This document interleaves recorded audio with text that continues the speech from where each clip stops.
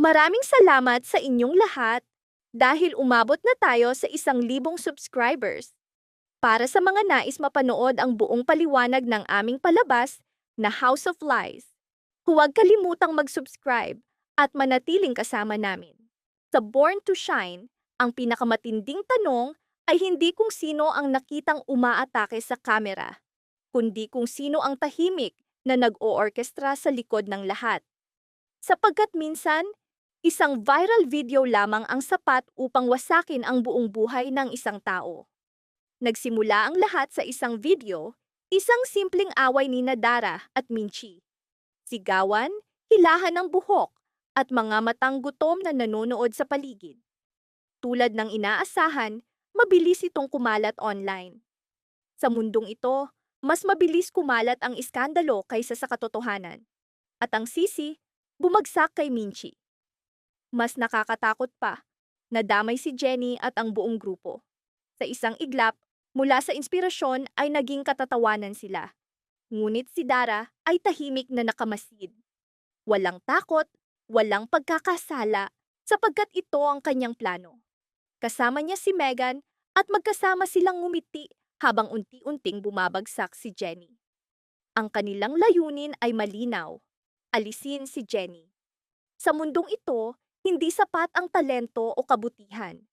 Kailangan mong matutong lumaban sa kasinungalingan, sabwatan, at pagtataksil. At si Jenny ay saka pa lamang natututo kung gaano kadumi ang mundong kanyang pinasok.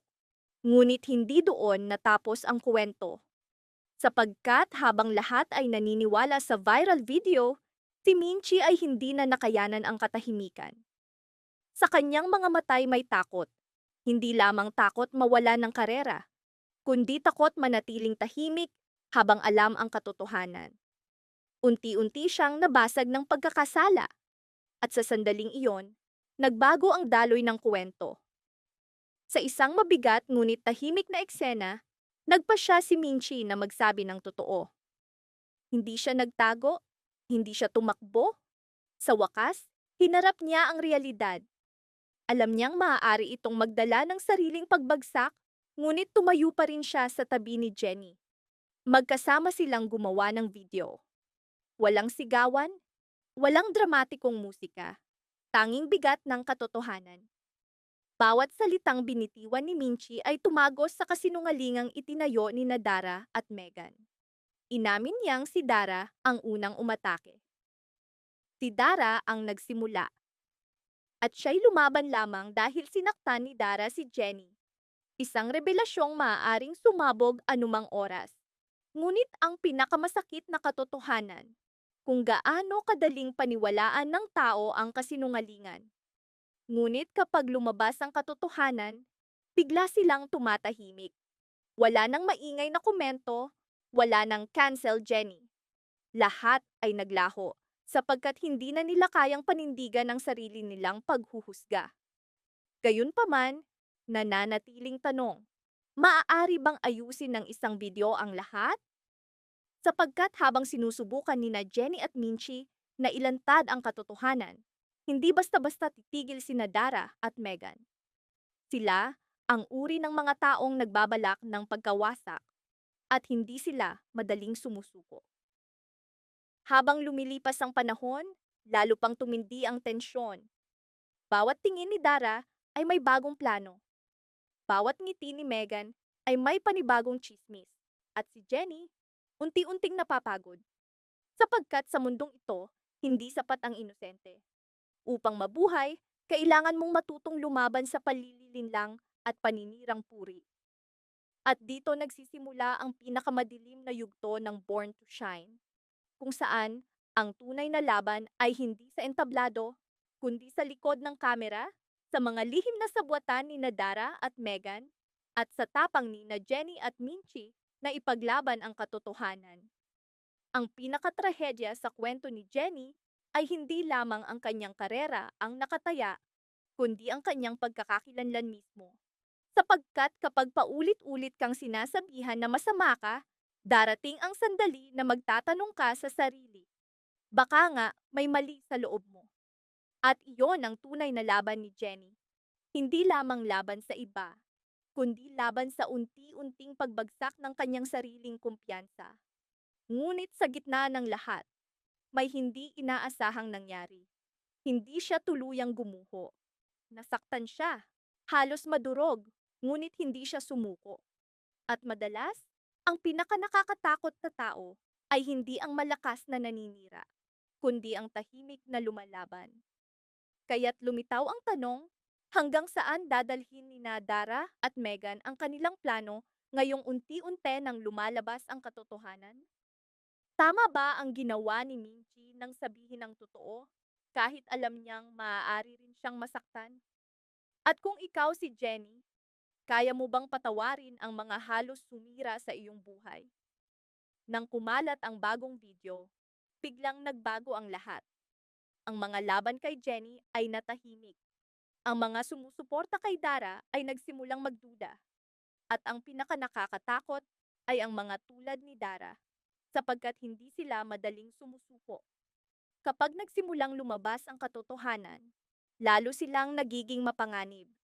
Hindi sila natatakot kapag gumagawa ng kasinungalingan, ngunit kapag nawawala na ang kontrol, doon lumilitaw ang takot sa kanilang mga mukha. Pilit na nagpapanatili ng kalmado si Dara sa kamera, ngunit nanginginig ang galit sa kanyang mga mata.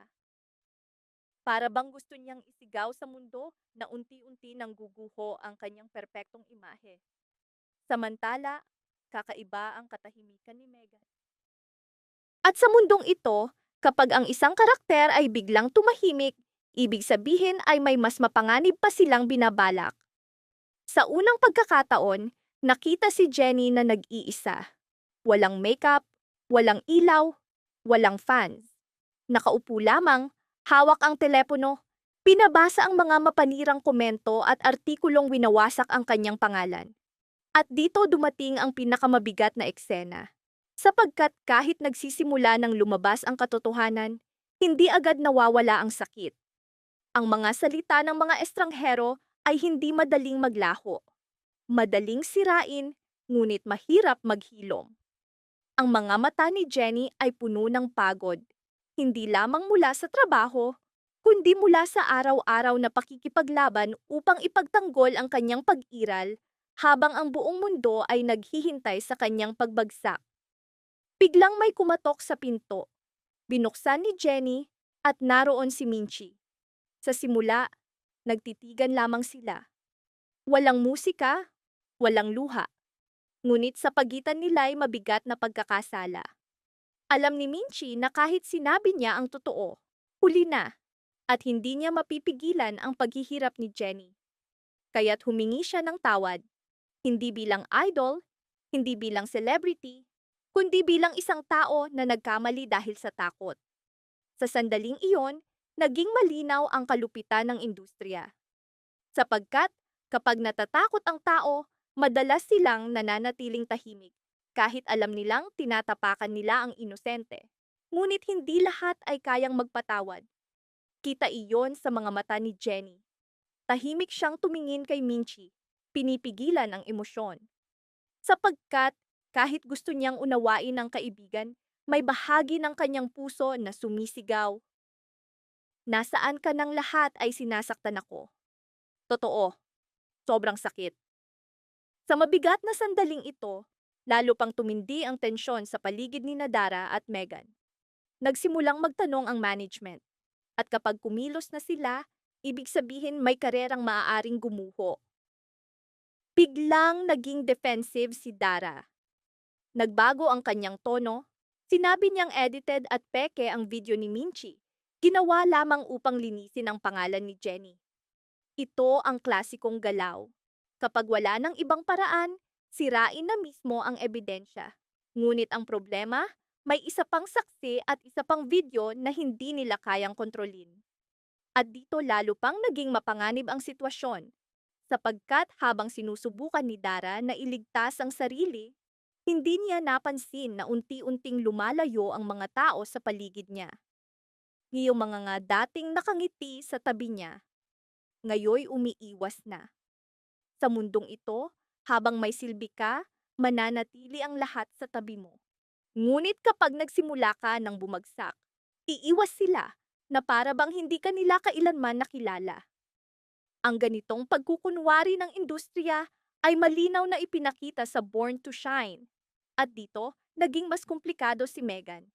Sapagkat, habang halatang kinakabahan si Dara, si Megan ay kakaibang kalmado. At ang mga nananatiling kalmado sa gitna ng pagbagsak ay madalas may hawak na pinakamalakas na sandata. Sa isang eksena, nakita si Megan na nakamasid kay Jenny mula sa malayo. Walang emosyon, walang simpatya, para bang may mas malaking plano siyang binubuo. At dito nagsimula ang takot. Marahil, hindi lamang ito rivalry, kundi personal na paghihiganti. At kapag naging personal ang paghihiganti, bawat hakbang ay nagiging mas mapanganib. Habang lumalalim ang gabi, lalo pang bumigat ang atmosfera, ang social media ay naging larangan ng digmaan. Mga fans nag-aaway sa isa't isa. Patuloy na nagtitrend ang pangalan nina Jenny Dara at Minchi. Parang walang katapusang bangungot. Ngunit sa gitna ng lahat ng ingay nanatiling hindi malinaw ang isang tanong. Bakit ganoon kagalit si Dara kay Jenny? Selos lamang ba? O may mas malalim na lihim na nakatago? At kung si Megan ay hindi lamang kaibigan ni Dara kundi ang tunay na mastermind, mas nakakatakot ang sitwasyon. Kaya't ang tanong, tunay bang tapat ang paghingi ng tawad ni Minchi? Sino ang mas mapanganib ngayon? Si Dara o si Megan? At kung may isa pang video na muling lilitaw at kayang baligtarin ang lahat, handa ba silang harapin ang katotohanan? Salamat sa pananatili sa mabigat na kabanatang ito ng Born to Shine. Tandaan, ang pinakanakakasirang kasinungalingan ay ang una, ang kasinungalingang pinaniwalaan ng lahat. Mag-ingat at magkikita tayo sa susunod na revelasyon. Maraming salamat sa panonood ng buong video. Para mapanood ang susunod na episode explanation, huwag kalimutang mag-subscribe sa Series Explained PH channel.